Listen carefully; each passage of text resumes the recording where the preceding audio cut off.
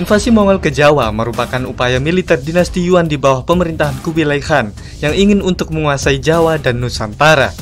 Pada tahun 1292 Masehi, Kubilai Khan mengirim armada invasi ke Jawa yang terdiri dari 20-30 ribu tentara.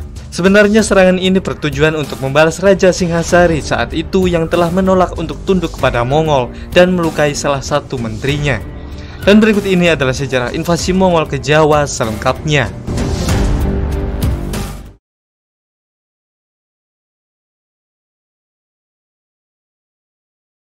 Setelah menduduki tahta dan mendirikan dinasti Yuan di Cina, Kubilai Khan telah mengirim banyak utusan ke banyak kerajaan untuk meminta upeti kepada mereka. Sampai suatu waktu, seorang menterinya yang bernama Mensi atau Mengki dikirim ke Jawa. Saat sampai di Jawa, Mensi tidak diterima dengan baik di sana karena Raja Singhasari saat itu, Kertanegara, tersinggung dengan pesan yang ia sampaikan. Kemudian wajah Mensi dicap dengan besi panas dan telinganya dipotong, lalu ia diusir dengan hina. Mengetahui hal itu, Kubilai Khan terkejut dan marah, lalu ia memerintahkan ekspedisi militer ke Jawa. Kemudian pemerintah dinasti Yuan menyiapkan 1000 kapal dan 20-30 ribu tentara dari wilayah Fujian, Jiangxi, dan Huguang di Cina Selatan. Pasukan ini dipimpin oleh Shibi, Yugur Ikemese, dan Han Koxing.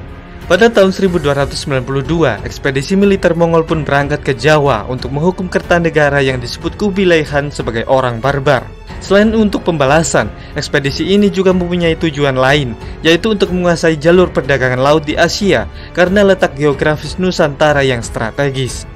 Sebelum itu, pada tahun 1290, Singhasari telah mengalahkan kerajaan di daerah Melayu dengan melancarkan ekspedisi Pamalayu. Karena mengerahkan pasukan secara besar-besaran dalam ekspedisi itu, pertahanan kota raja menjadi lemah, dan hal ini dimanfaatkan oleh Adipati Gelang-Gelang, Jayakatwang. Lalu ia menyerang kota Raja Singhasari dengan dibantu bupati dari Madura, Aryawira Raja, dan akhirnya mereka berhasil merebut kota.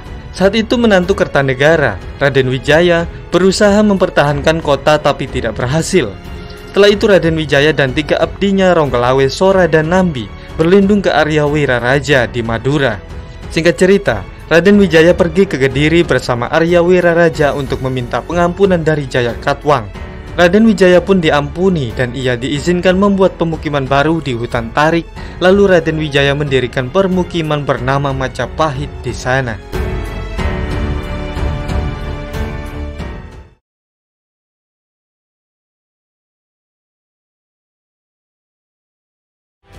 Alasan Kubilai Khan memilih pasukan dari Cina Selatan karena armor lapis bajanya yang ringan dirasa lebih cocok di Jawa, dan orang-orang Cina Selatan juga sudah terbiasa dengan lingkungan yang lembab, panas, dan hujan.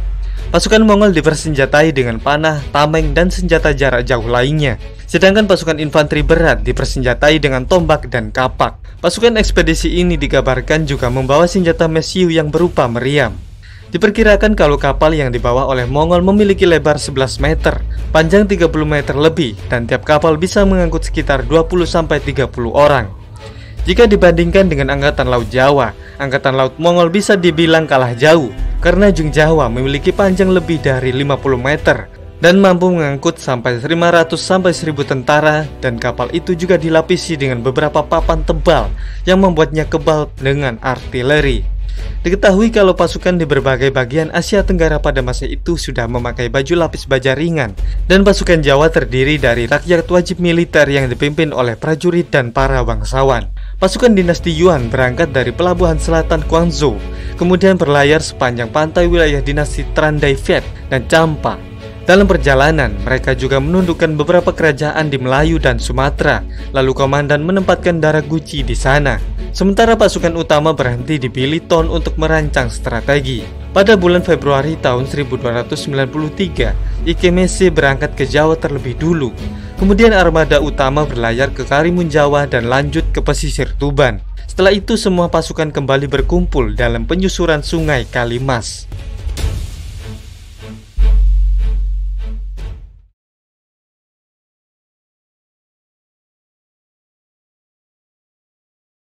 Ketika pasukan Mongol tiba di Jawa, Raden Wijaya mengirim utusan dari Madura dan memberitahu mereka kalau Kertanegara telah tewas karena diserang oleh Jayakatwang yang menjadi penguasa saat ini.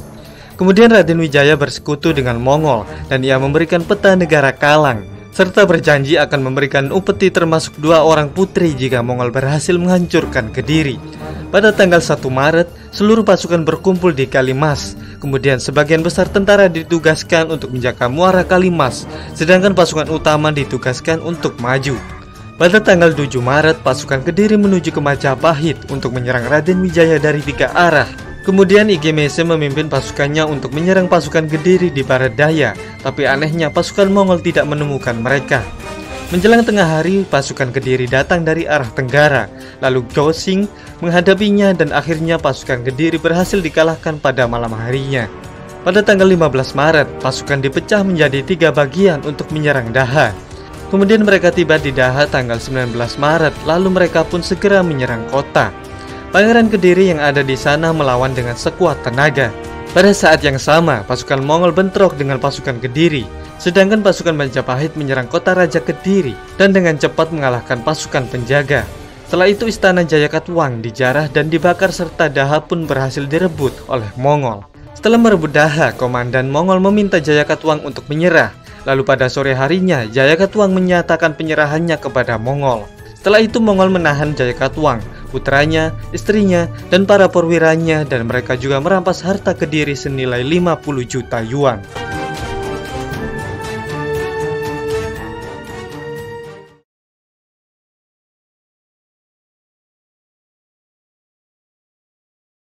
Setelah Jayakatwang berhasil ditangkap dan dieksekusi, Raden Wijaya berencana kembali ke Majapahit, seolah-olah akan mempersiapkan upeti kepada Mongol.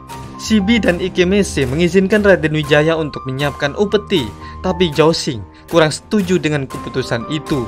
Kemudian Raden Wijaya meminta agar sebagian pasukan Mongol pergi ke Majapahit, tapi mereka harus tidak membawa senjatanya, karena para putri akan ketakutan jika melihat senjata. 200 prajurit dengan 2 perwira pun dikirim ke Majapahit, tapi saat dalam perjalanan, mereka disergap oleh pasukan Majapahit dan berhasil dibantai.